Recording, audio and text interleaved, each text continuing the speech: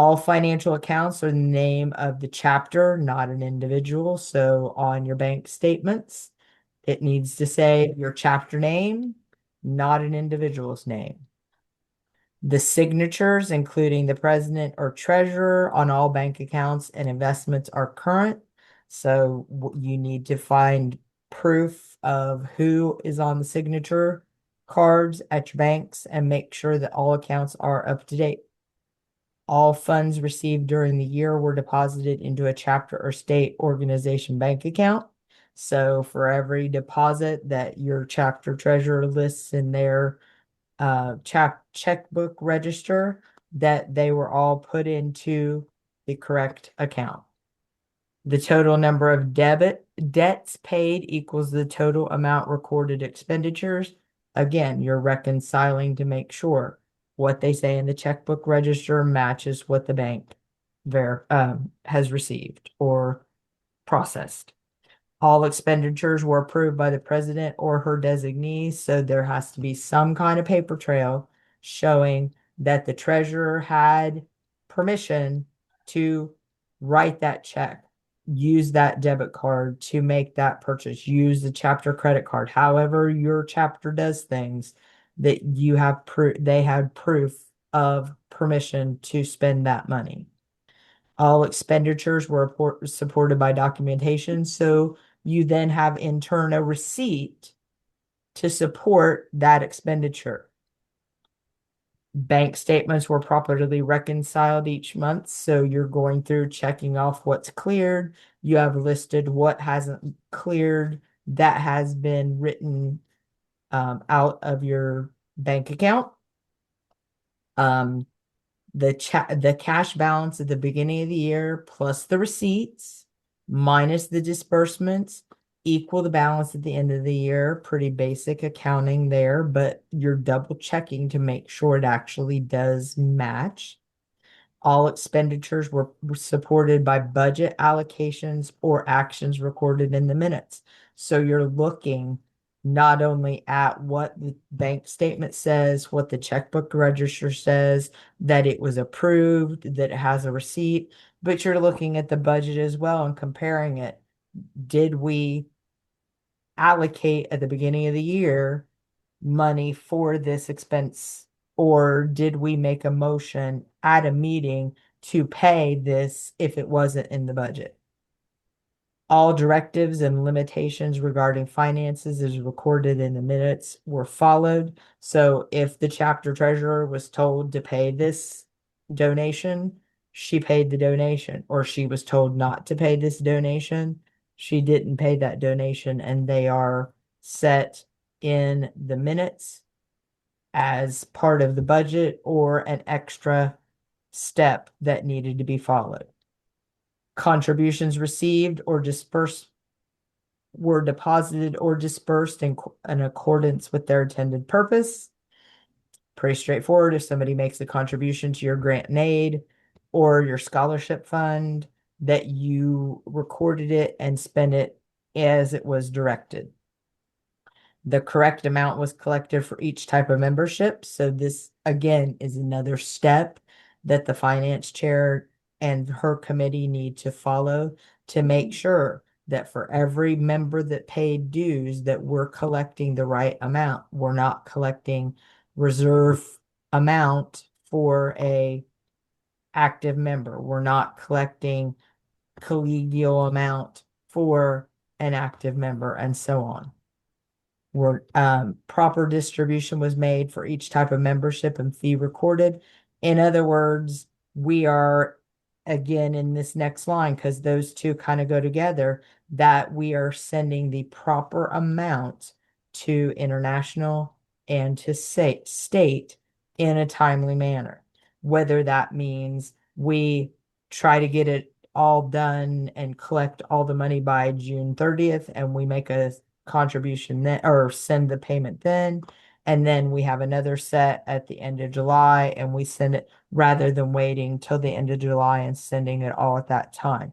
But we're documenting all of those things. We're not waiting till September 1st to pay international or the state. The sorry, that is state organization only, so you can ignore that next to the last box. And then the last line, a list of current bonds, securities, and investments is provided. So if your chapter only has a checking account, then that line on the bottom does not apply to you. So you could put not applicable, and that's what you could put in that next to last box. Now, I know I went through this fairly quickly because I wanted to make sure that we had time for questions and answers, and Diana has a piece that she needs to go over on mergers and consolidations. So I wanted to make sure we had time for those things. So we'll take Diana, do you want to do 10 minutes of questions now and then you do the other two forms? Or do you want to do the other two forms and then do all questions at the end? I forgot to ask you that before. It's okay. Thank you. Thanks, Kathy, for going over this form. I do think we should concentrate on questions germane to Form 15 Okay. and the addition of the internal financial review. Um, and the internal financial review, just to kind of put that in perspective, was in the handbook, and you used to pull it out of the handbook and make a copy of it, go through all of the steps, and then turn that into the appropriate individuals. And we have learned we have learned that financial controls are really what we're talking about on that second part of the form. How do we protect all of you, presidents and treasurers? And we do that by helping you understand how financial controls protect the organization and protect the individual. So, some of our finance committee members have tips that may be helpful to you, and some of them will be eager to share those.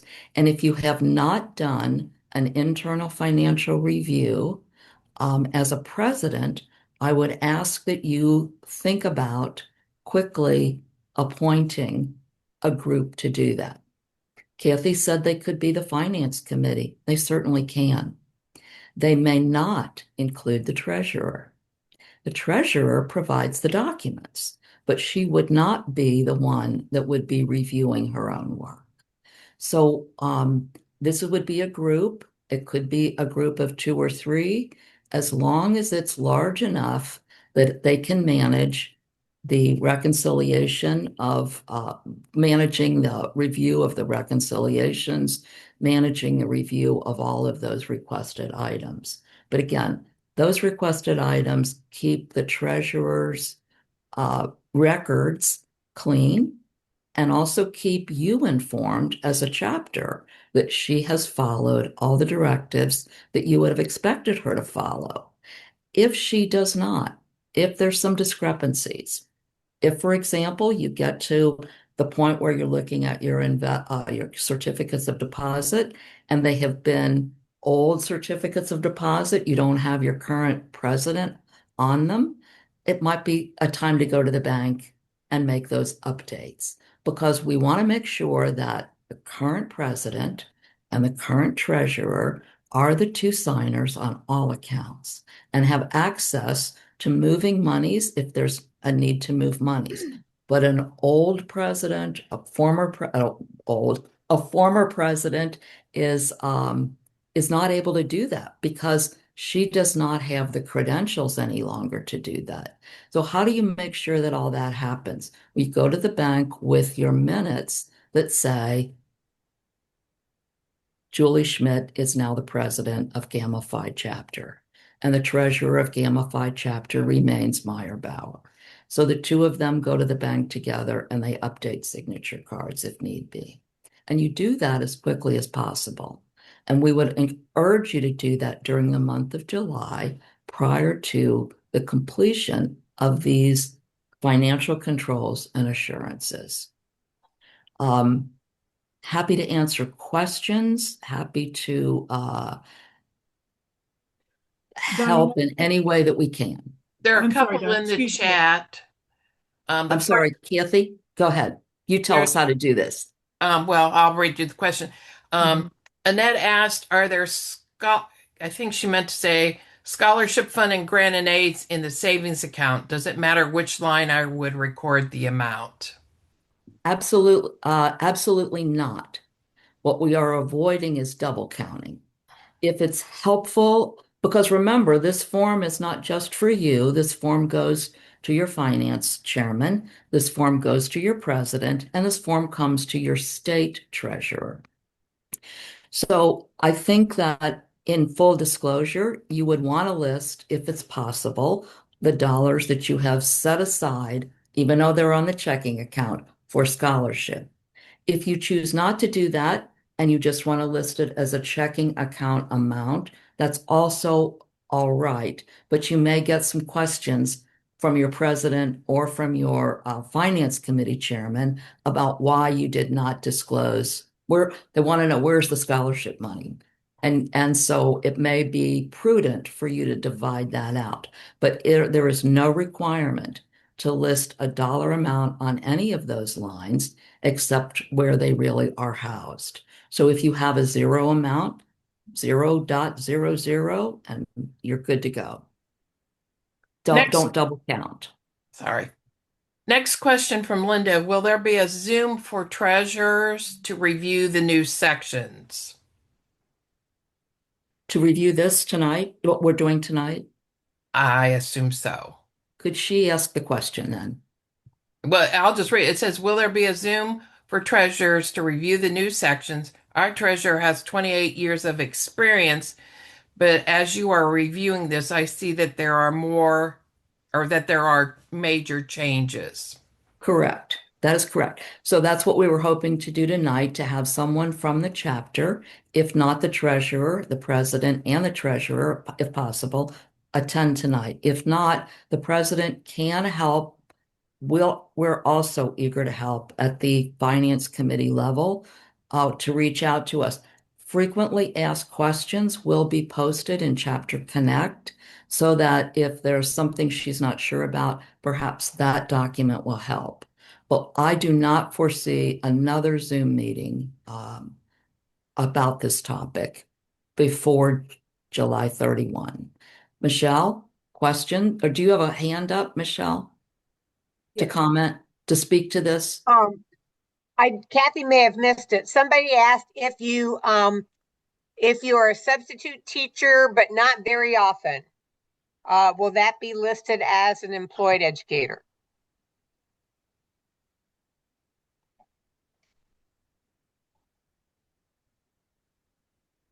Okay. I'm glad you asked that. So let's go back to the definition. And it's the last part. Part 3 of Dr. Beverly Hall's mom's comment. It also includes members who have retired from a formal education position, but currently engage in paid educational work. What would be the answer, do you think? I would Yes, say yes, they're getting a paycheck from correct, the school district. correct. So we would like to know that they are employed. Great question. Next question, will this recording be available to our treasurers and finance team? Yes, we are recording this. So you could listen to it later. And then again, questions, the finance committee is fully ready to help and respond to specific questions as you encounter them. Sometimes we don't know what we are not sure about until we get to that fork in the road. Okay. The next question dropped here. I turned in a Form 87 for a new treasurer starting on June 1st, should the old treasurer finish out the year or should the date be changed to finish out this year? That didn't make sense. It's from Bunny. Okay, so that's a great question because we do have quite a few treasurers who are retiring and then new treasurers are stepping in. Remember, this is a report for 25, 26. So if you were the treasurer during 25, 26, we would like for you to fill this out. And guess who we'd like to have sitting next to you? The new treasurer, the incoming treasurer. So in the case of that, you are reporting as the treasurer on the year that we just will finish on June 30th. So yes, this is your report to do. It is not the new treasurer's report to do. I would love it if you would sit with the new treasurer and support her and get her accustomed to this report. It's not likely it's going to change next year. Okay. If an outside party, not a chapter member, audits the books, can they be the one to complete the second page? It's from Doreen. That's a great question. And the question is again about financial controls. Does an outside person know whether or not your signatures are up to date? Does an outside person know whether or not your monthly checking account and or savings account and or investment account has been reconciled? They don't. Someone has to look at the actual reconciliations, at the actual statements that indicate whether or not the current treasurer and the current president are on the checking and savings and investment accounts. So I would say, no, this is internal. This is in your house, observing what the treasurer has been doing for the year to protect the treasurer. Okay, the next question was, how will someone access the recording? Once I have it ready, it will be posted on our YouTube channel. And I will send out the link to that.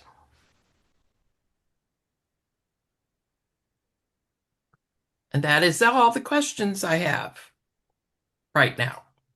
Does anyone on the finance committee have anything that they would like to add, tips that may be helpful to an internal review committee or to a treasurer who is filling out this form? 15. I see Michelle's hand up. I will mute myself. Diana, a couple years ago, we did a treasure training workshop at one of the conventions. And so I'll pull up those documents and I'll send them to the webmaster to possibly put as a resource. One of the things that I talked about in finance committee is all those lists that they had to sign off on. Was this in order? Was this in order? I actually just have a grid where I have those things by month so that as they go through it, okay, has the bank statement been reconciled for this month? Then they can just put a check mark, or if there's some notation, they can put it there. And then at the end of that grid, they know what types of concerns they can report back to the Treasurer and Finance Department.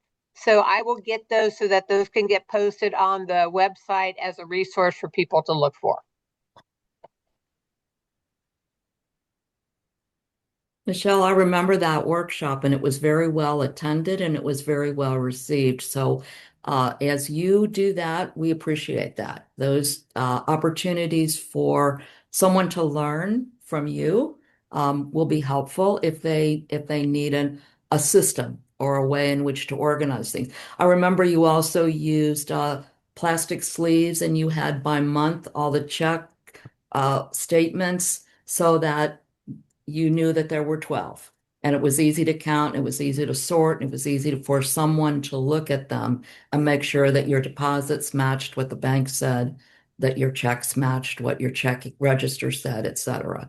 So you had not only these checklists, but you had a physical way of organizing your documents to assist that internal review committee. And of course, you are a part of it in that you provide the documentation. You do not do it. You just provide the resources and respond to questions if they have any. What if something is not quite right? What do you do then? What should we do then? You must report that to your president and the finance committee so that so that there's full disclosure. You have to, there's a mistake, an addition mistake. Well, okay, we can fix that, but we need to disclose it. We need to understand what happened.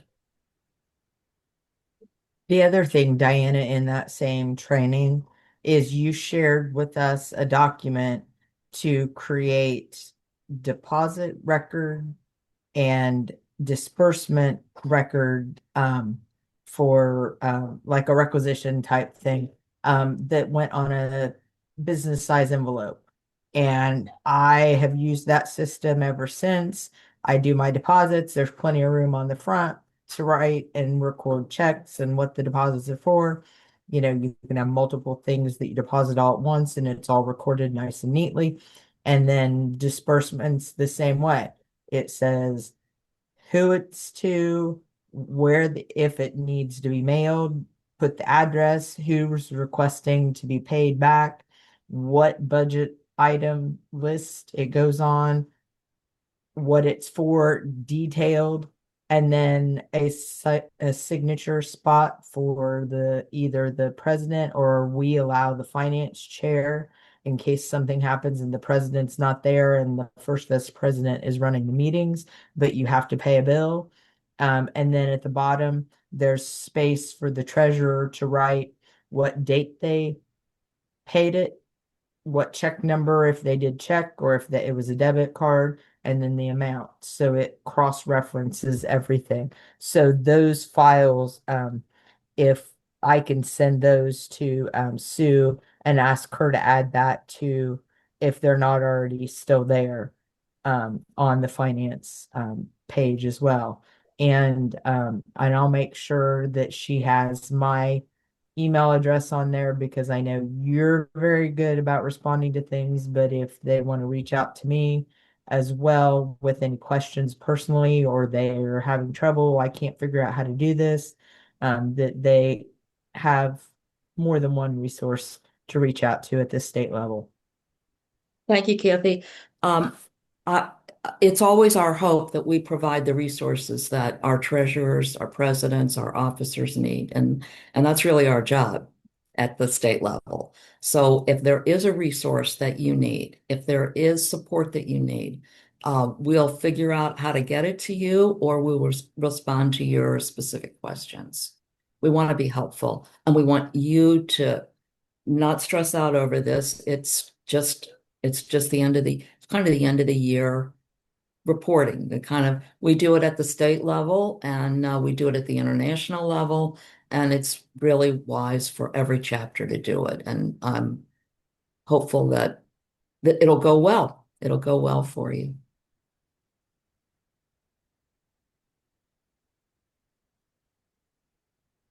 Anything further from any other finance committee members?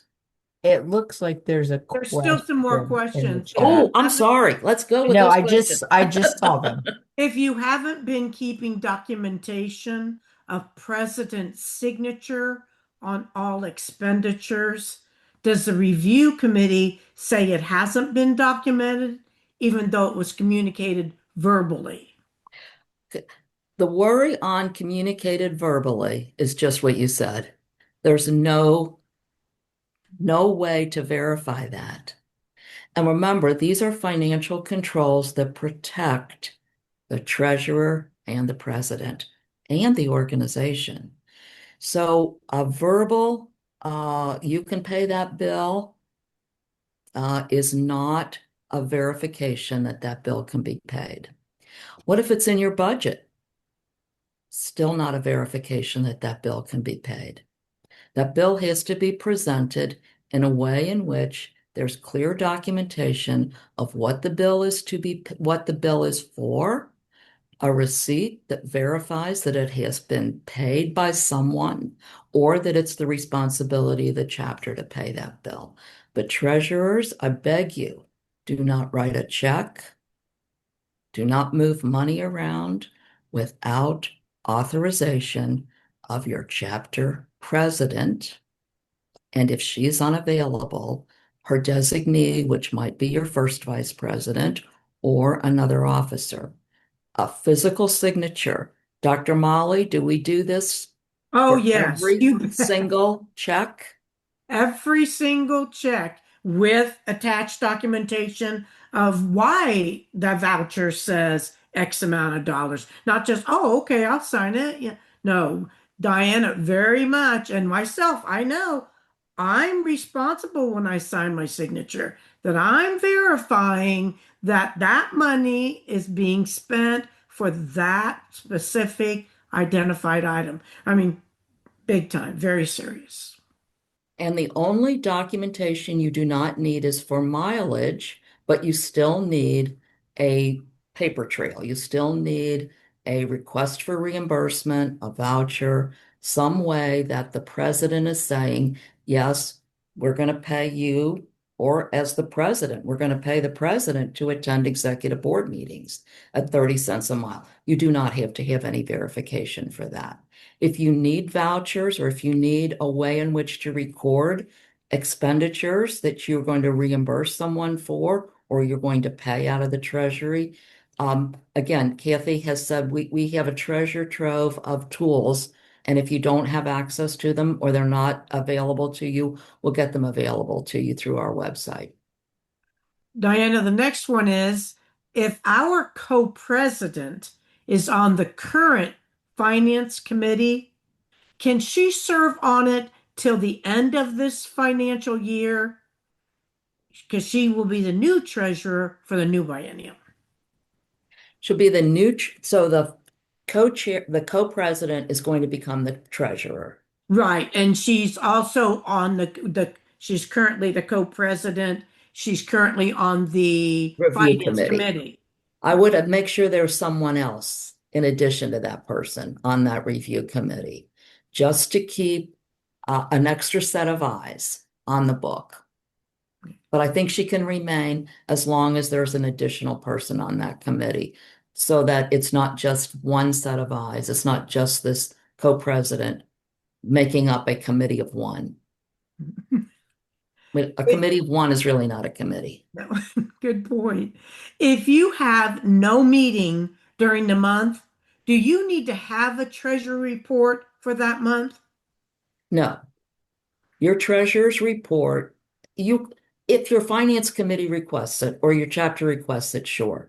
But if typically the report is to the membership, and that's when the membership gathers. That's who you're reporting to. It's the membership.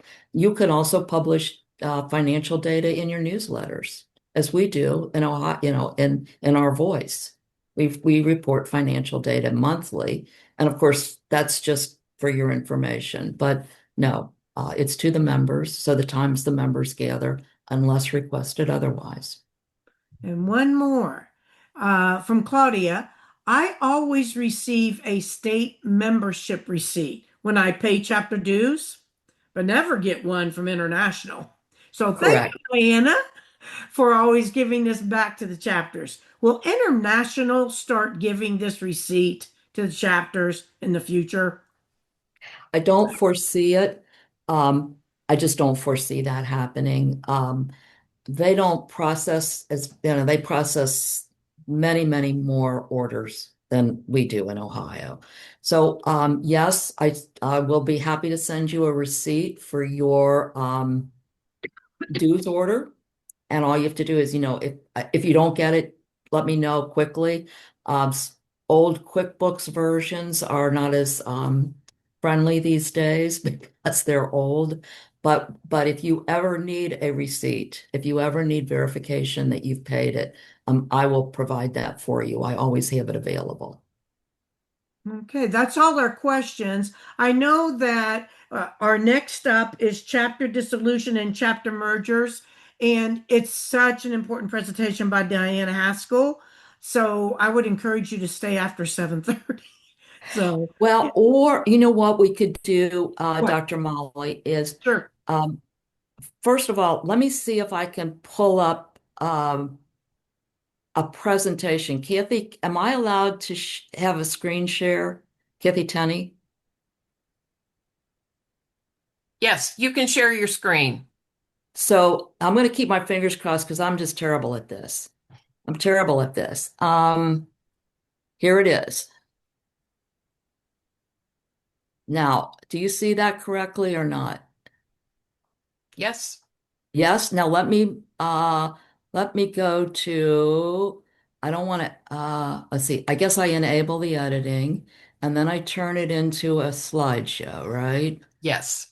Sorry. I should have I thought I Go was up here to ready. at the top where it says slideshow, very top, Oh across, yeah. You could see I'm futzing around. and then you And can then go from from the beginning. beginning. From the beginning. Okay. All right. So I'm going to kind of go through this not quickly, but we're going to stop it around 7:30. And the reason we're going to stop around 7:30 is I respect your time.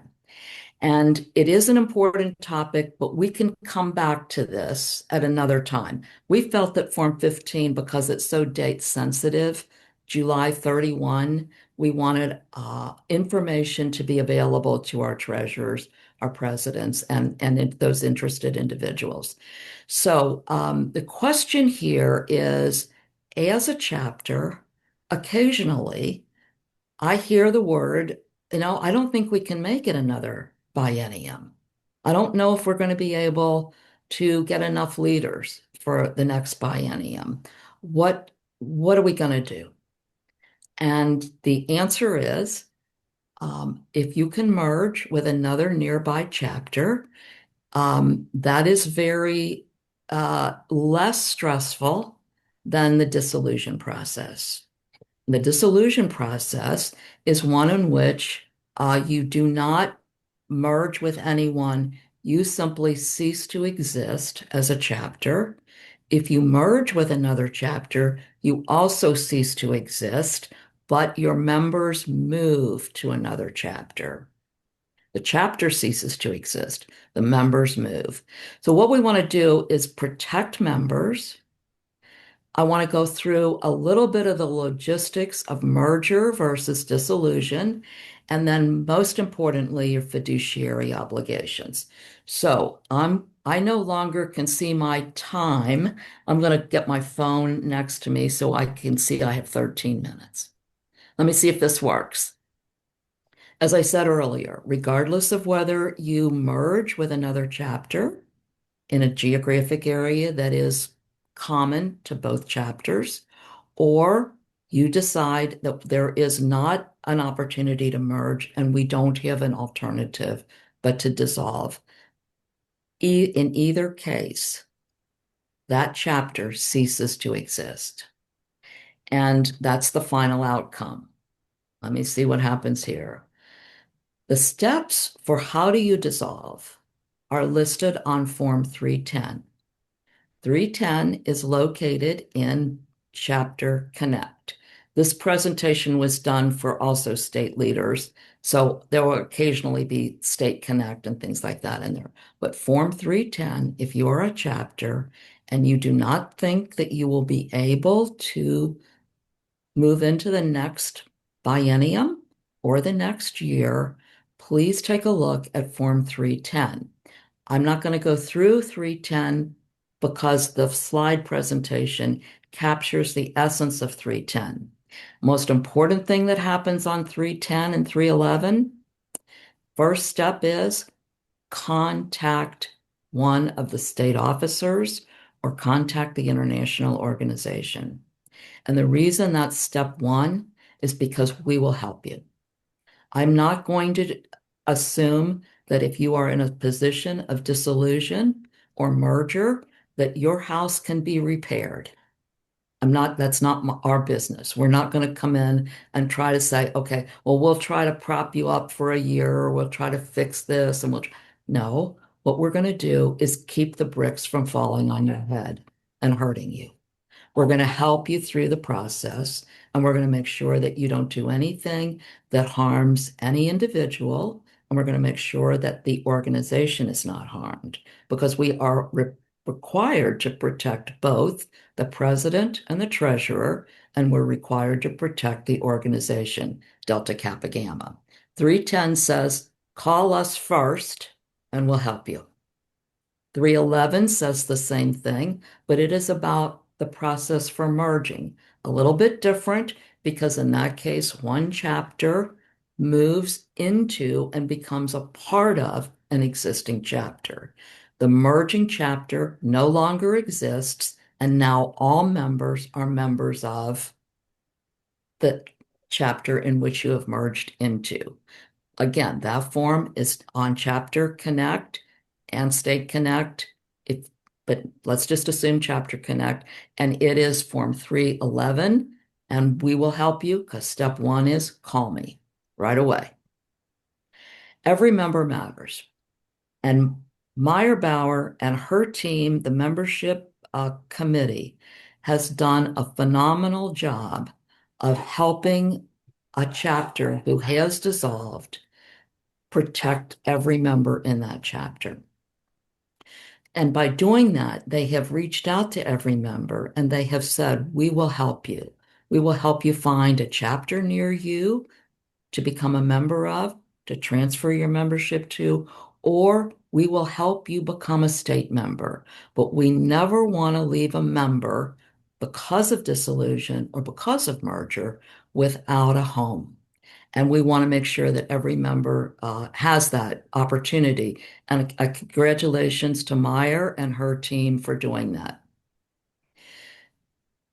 Merging and dissolution really start to disrupt this member base, the membership at the chapter level. Because at the chapter level, there is great engagement. You're involved, you're participating, you're committed, you are a part of something bigger than just yourself. But we want to hold on to engagement and enable you to continue to be engaged, whether you're a millennial, whether you're a boomer, whether you are a Gen Xer. There are different ways in which you can be engaged, and we want you to be engaged. We want you to continue to feel belong as a unit that has belonging as a part of the underpinnings of it. That's that feeling that you're part of something and that you're welcome when you come in. It's feeling secure. Every member matters because every member deserves to feel empowered and to be empowered, to make your decisions and to achieve your goals as a member of Delta Kappa Gamma. So Meyer, congratulations for doing that. How do you promote engagement, belonging, and empowerment? By merging and by dissolution. And as I said earlier, you will become a member of the newly combined chapter if you're in merger. If you are in dissolution or merging, you can always transfer to any established chapter or any state or the state organization, or any state organization, actually. You're not restricted to Ohio. In a merging chapter, members from both chapters really work together to provide a structured and welcoming environment for the new members and the current members, so that everyone feels as though this disruption is not so grave, that there's enthusiasm and excitement about welcoming new members and having the opportunity to have new leaders, fresh ideas, and fresh looks at the way in which we do business. Some ideas on that is to make sure, as Meyer's chapter did, is to send a welcoming message. They sent a welcoming message to the chapter that was dissolved, saying that they could join any chapter and they certainly were welcome at the state level. If you're merging, a reorientation, a recommitment for all members really reminds us that we are part of Delta Kappa Gamma and that we're all in this together.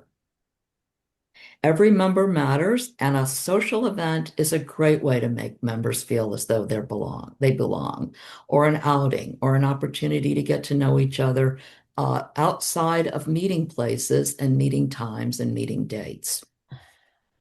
In a merging chapter, both leadership teams want to come together and determine how you're going to reassign leadership roles during this biennium and then future bienniums. That helps that business of belonging and empowerment.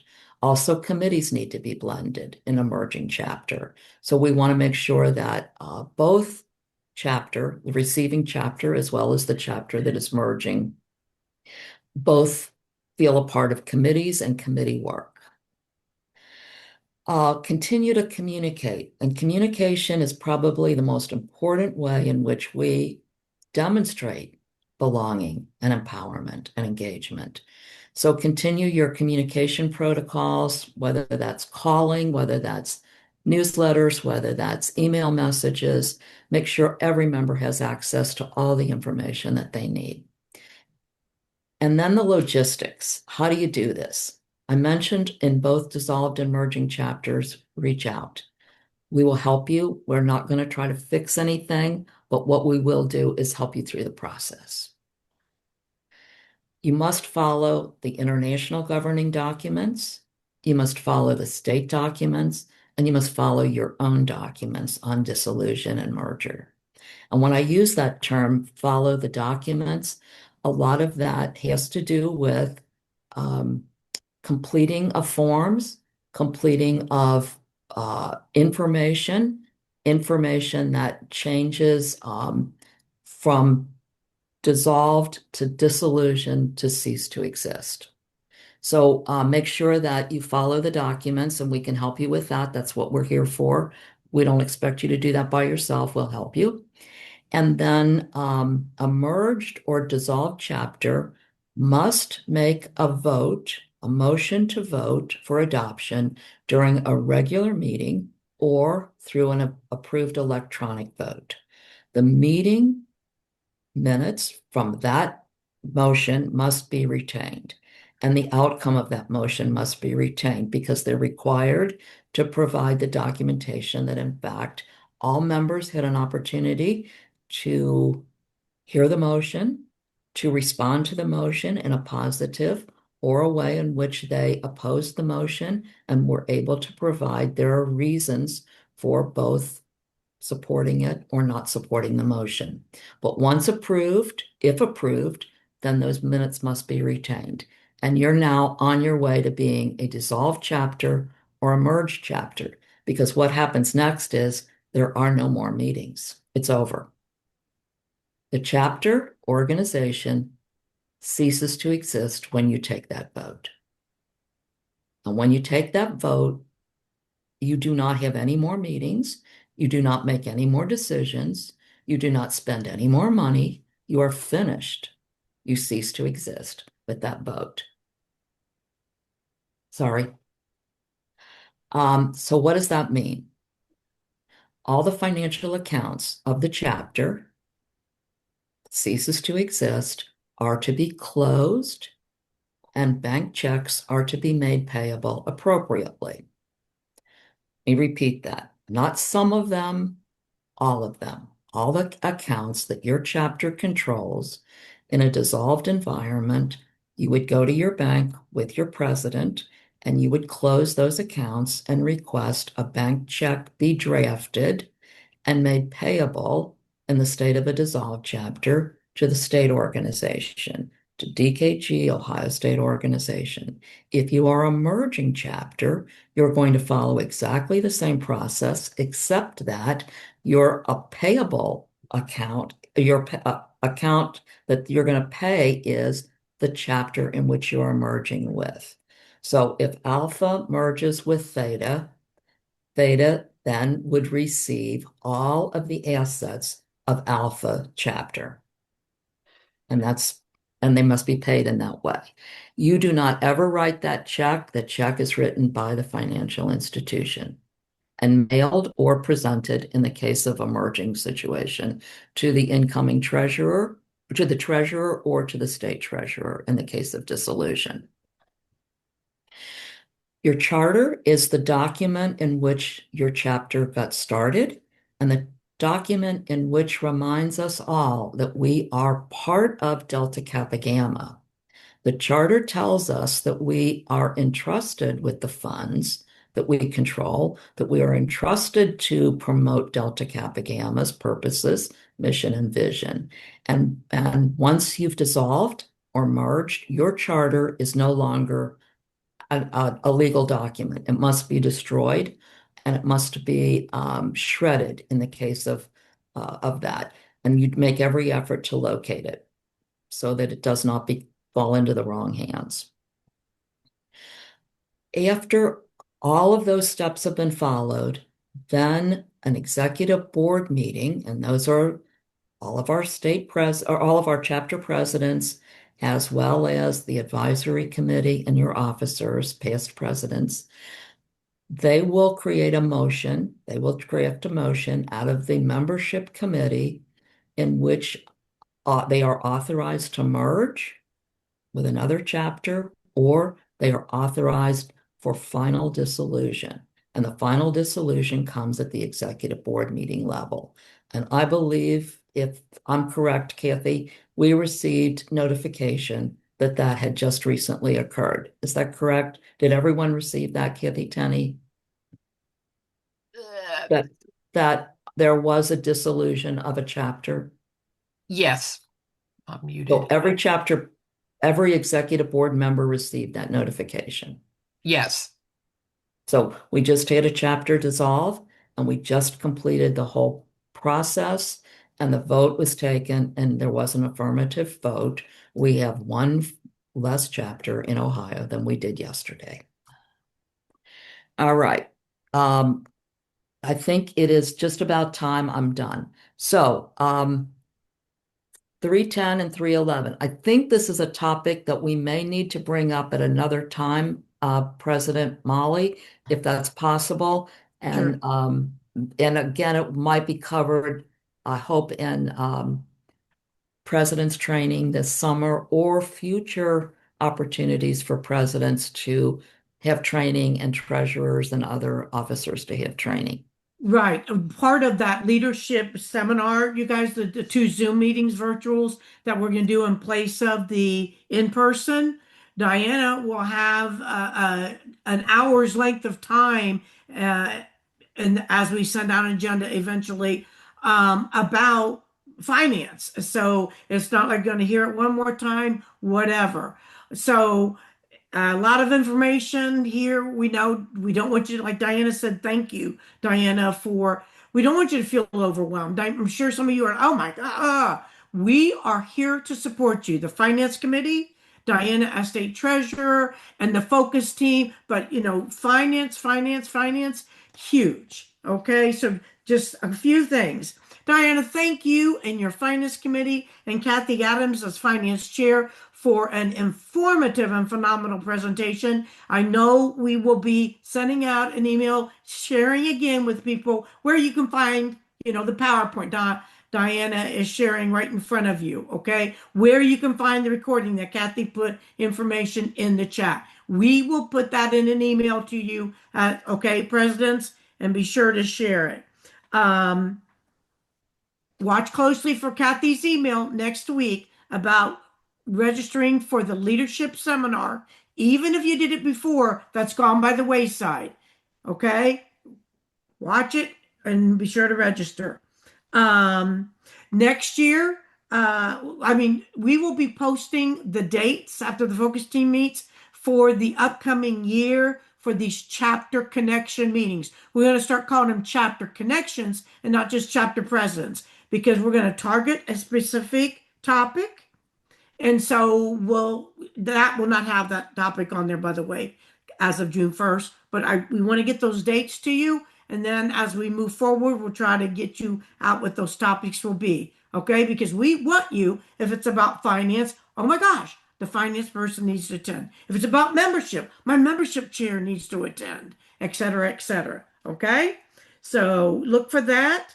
And one final thing, let's all give a round of applause and a huge thank you to outgoing presidents, okay, for their tremendous work. Okay? There's a hard work, a lot going on there. Great job. Okay, you guys. Oh, not bad. 7:34. God bless you. Stay safe. Stay safe. Bye, you guys. Take care.